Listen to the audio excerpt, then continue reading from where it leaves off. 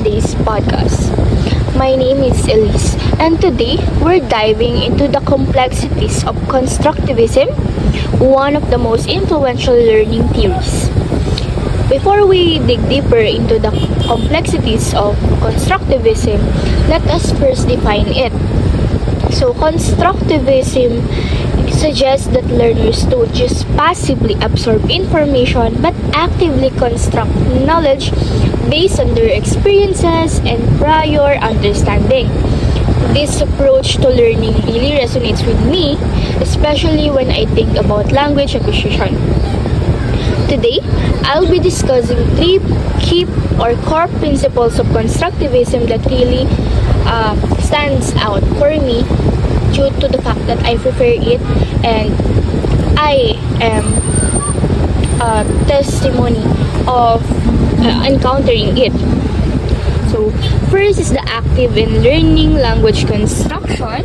Second is social interaction in learning. And the role of prior knowledge in learning. So, let's now take a closer look at each one and let us elaborate it.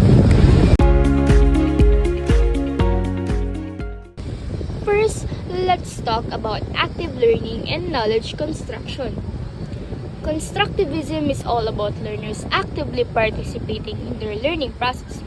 Instead of just sitting back and listening to lectures, students are encouraged to engage with the material through problem solving, hands-on activities, and collaboration. This is so important personally because it makes learning more meaningful. So for example, in a language classroom, students might not just memorize vocabulary lists, but they might be asked to create a dialogue based on a real-world situation like asking for the directions in a foreign city. So basically, it will just enhance the practical applications towards the student. So the main example that I am usually encountering when I'm in a four-cornered classroom with language topic or subject matter, we usually engage in a role-playing method or approach where we will first-handedly practice or play the role of being in a real-life situation.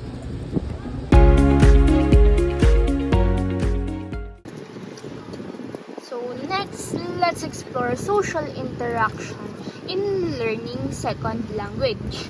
So it is a concept that's deeply rooted in Vygotsky's social constructivism theory, where he believed that learning happens within a social context through collaboration that aids learners to have a meaningful conversation, and it can help each other make sense of new information. So this is where the idea of the zone of proximal development or ZPD comes in.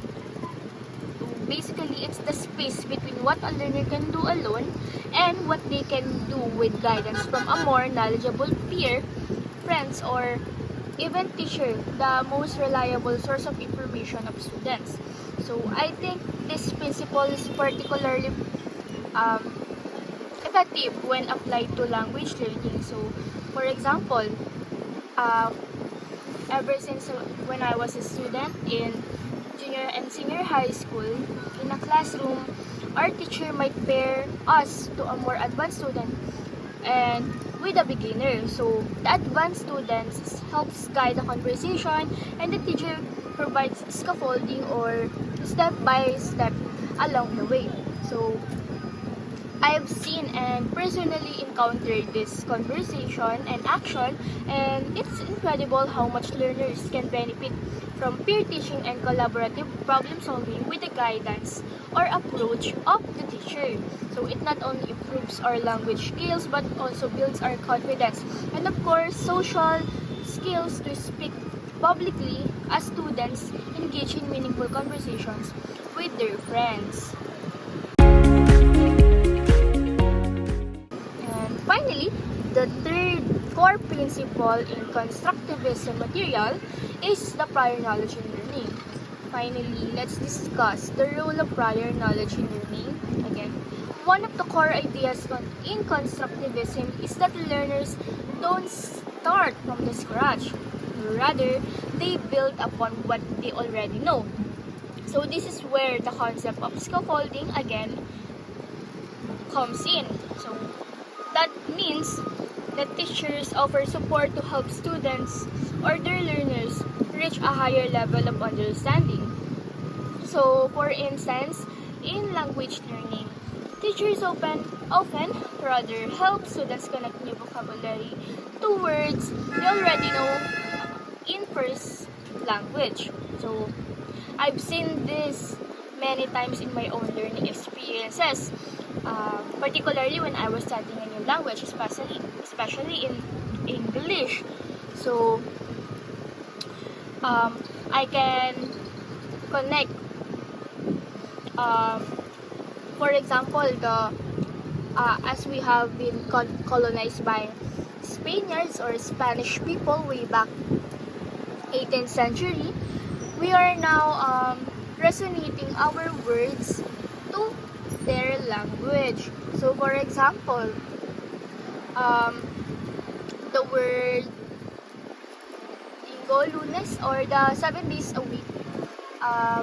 Linggo, Lunes, Martes, Miyerkules, Huwebes, Biyernes, Sabado.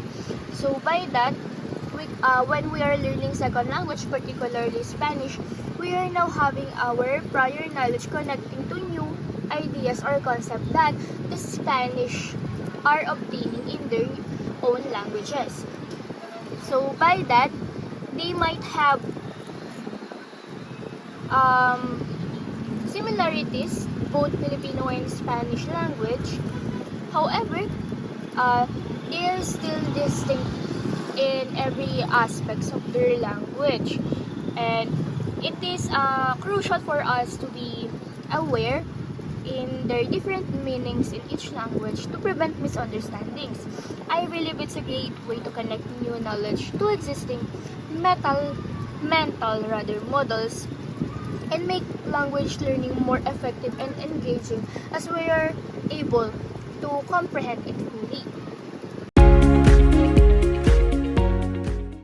So, to wrap up, we have looked at how constructivism emphasizes active learning on language, the importance of social interactions in the learning process, and how prior knowledge helps shapes our mind and understanding of new information. So, as a language learner myself, I can really see how these principles make the process more engaging, relevant, and effective. So, now, if you're a teacher or even just someone interested in how we learn languages, I encourage you to consider how you can incorporate these principles that resonates with my own perspectives into your own practice. On how can you create opportunities for students to actively engage with the material? How can social interactions and prior knowledge help learners build deeper connections? So now, thank you for tuning in today's podcast. I hope you found these ideas on constructivism helpful and thought-provoking. Until next time, keep learning and keep reflecting. Once again, I am Miss Elise, and this is our language learning podcast.